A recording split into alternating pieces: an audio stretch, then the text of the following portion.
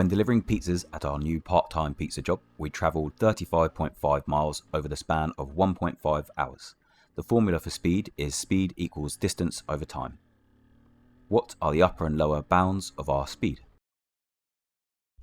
So the first step is to find the upper and lower bounds of the numbers that we've been given.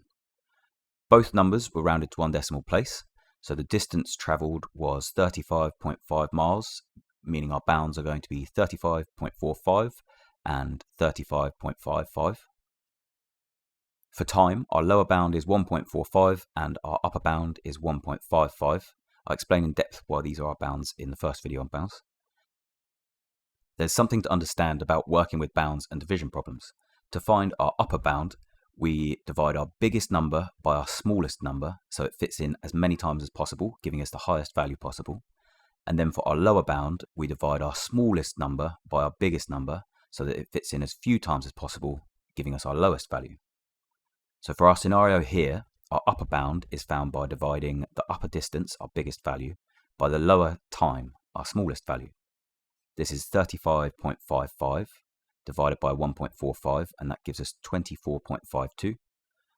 For our lower bound, we divide our smallest number by our largest number. So 35.45 divided by 1.55, giving us 22.87.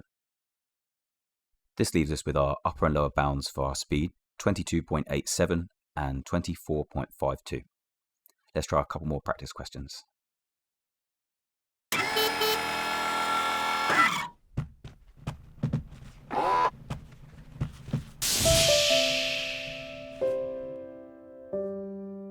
This is a statue of Heracles. Heracles was a mythical character from ancient Greece and was claimed to be the son of Zeus. The mass of this sculpture is 360.45 kilos and its volume was measured to be 0.67 meters cubed. We've been asked to find the bounds of the density of this statue so it can be checked against the records held on it because the museum it's housed in is suspected of fraud. There are suspicions that some of their statues from their Greek mythology collection may be counterfeits. Density is found by dividing mass by volume. If we first identify our upper and lower bounds for mass, we find them to be 360.445 and 360.455. For our volume, our lower bound is 0.665 and our upper bound is 0.675. We need to use the same pattern as before to find our upper and lower bounds of density. So, just as before, to find the upper bound, we need our largest number. So we divide our largest numerator by our smallest denominator. And then for our lower bound, we need the smallest number. So we divide the smallest numerator by the largest denominator.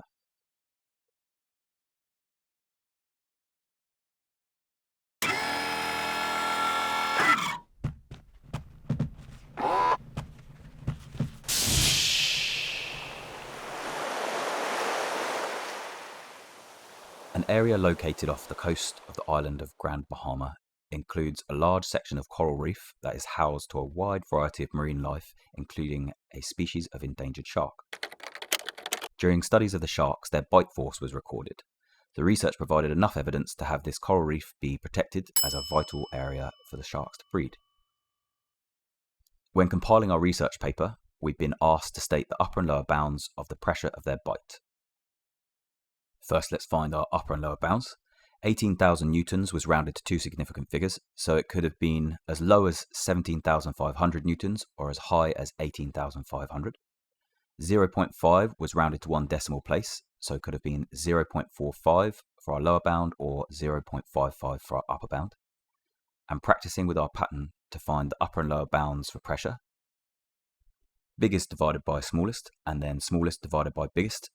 Our upper bound is 18,500 divided by 0.45, and our lower bound is 17,500 divided by 0.55. Now we know the bounds of our pressure and can complete our report.